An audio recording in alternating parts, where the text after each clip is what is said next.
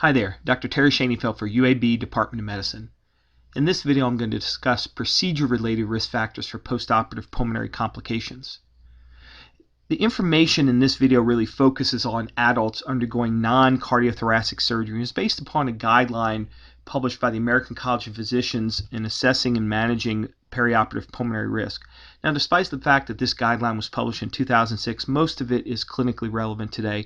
Really only the subject matter on obstructive sleep apnea and pulmonary hypertension needs to be updated.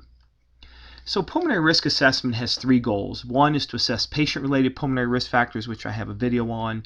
The focus of the current video, which will be assessing procedure-related risk factors.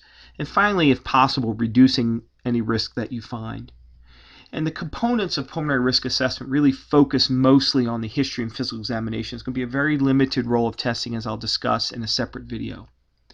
So the pulmonary complications that we're focusing on are atelectasis, pneumonia, respiratory failure, exacerbation of underlying lung disease, and bronchospasm. And the validated prediction rules that exist out there really are only able to predict or estimate the risk of pneumonia and respiratory failure. We're unable to really quantitatively predict the risk of the other outcomes.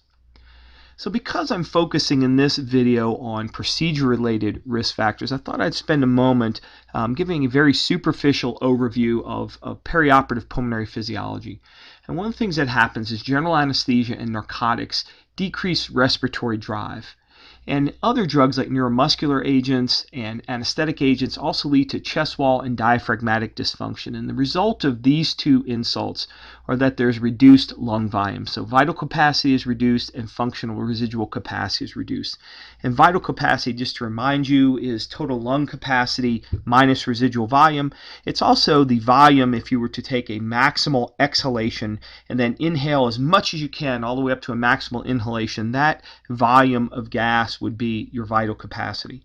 Functional residual capacity is the amount of air left in your lungs after a normal tidal exhalation.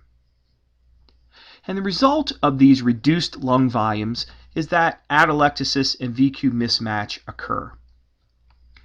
The second thing that happens is narcotics and anesthetics also impair cough and impair mucociliary clearance, and the result of this is potentially pneumonia. So these are some of the mechanisms behind pulmonary complications. So what are the procedure-related risk factors for postoperative pulmonary complications? Well, surgical site is the #1 risk factor for postoperative pulmonary complications. It's much more important than any patient-related risk factor.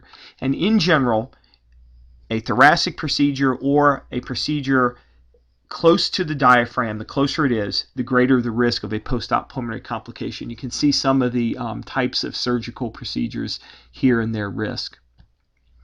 Emergency surgery increases our risk about twofold. But interesting, laparoscopic surgery has less risk, and one of the reasons that there's less postoperative pain, there's also less effect on reducing lung volume, so it seems to be less risky, though the data is variable in this area.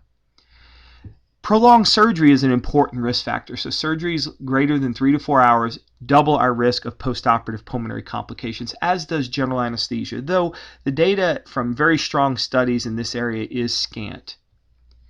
And finally, long-acting neuromuscular blockers like pancuronium increase the risk of postoperative pulmonary complications. So one of the things as you assess a patient's risk, one of the things to realize is that surgical site is much more important than anything else. So even if you have a very healthy person who's at low risk by one of the risk prediction rules, or if you look at patient-related risk factors, they really don't have any. If they're having a high-risk procedure, that patient is going to be at much increased risk.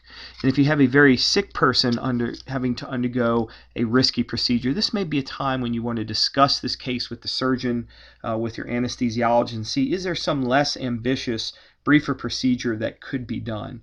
Could a regional nerve block be something that could be done in this patient? So it'll be very important to have good communication to try to limit the impact of the surgical procedure on your patient.